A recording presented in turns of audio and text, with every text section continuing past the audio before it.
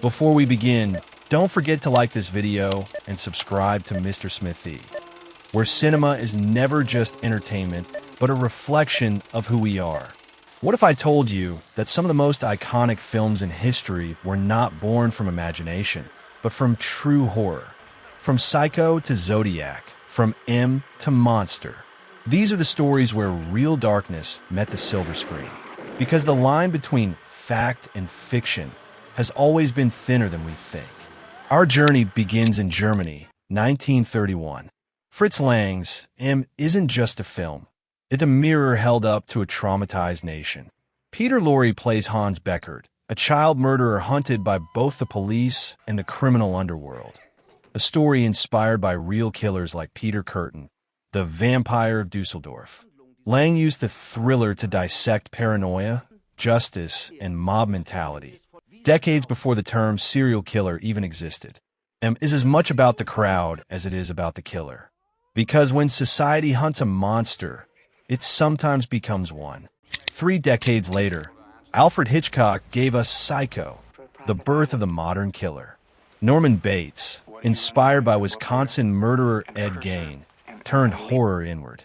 No longer a distant figure, the killer lived next door, shy, polite, and disturbingly human. Psycho changed everything. Editing, music, and above all, the psychology of fear.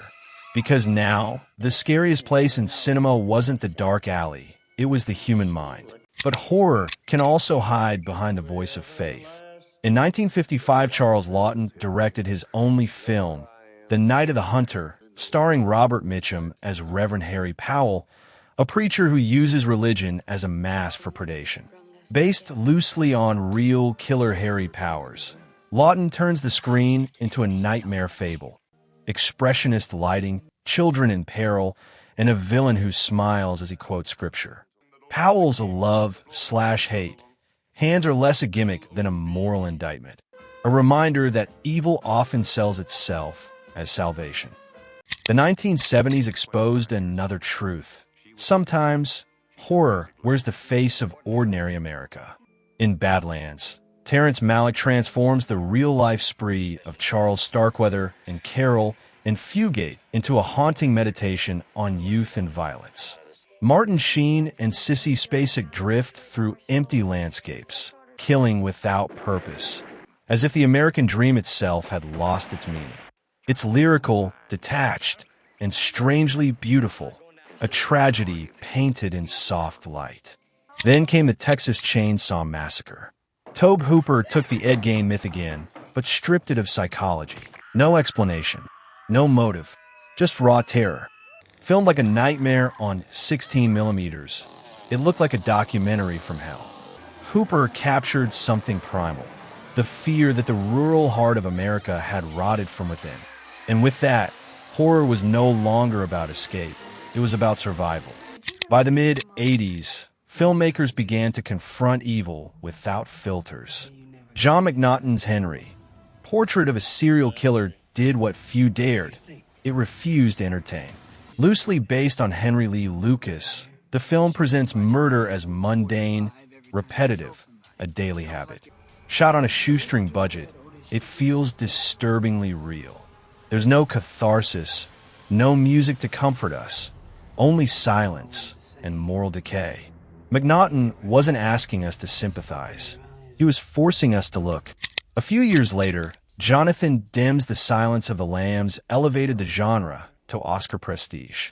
Hannibal Lecter, inspired in part by real killers like Ed Kemper and Ted Bundy, became both villain and philosopher.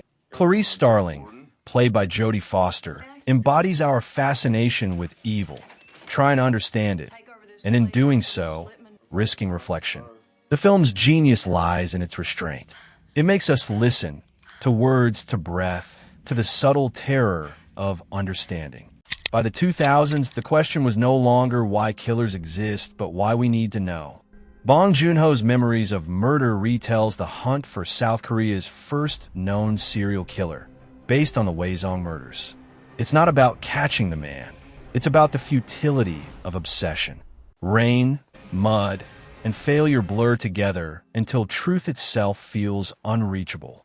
It's procedural, poetic, and quietly devastating. David Fincher's Zodiac continues that same search, this time through the lens of journalism and obsession. The Zodiac killer, who terrorized California in the 1970s, was never caught. Fincher's film turns that absence into art. Jake Gyllenhaal's cartoonist becomes a man consumed by patterns, ciphers, and dead ends. And by the end, we realize the killer isn't the subject, obsession is. Because sometimes, what we chase says more about us than what we find. And then came Monster, the story of Aileen Wuornos, a sex worker who murdered 7 men in Florida. Directed by Patty Jenkins, the film is raw empathy, not excuse.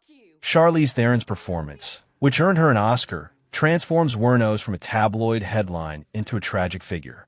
She's broken by trauma, survival, and the lies of the American dream. The horror here isn't in her crimes. It's in the system that made her possible. And with Monster, the genre found something new, compassion within horror.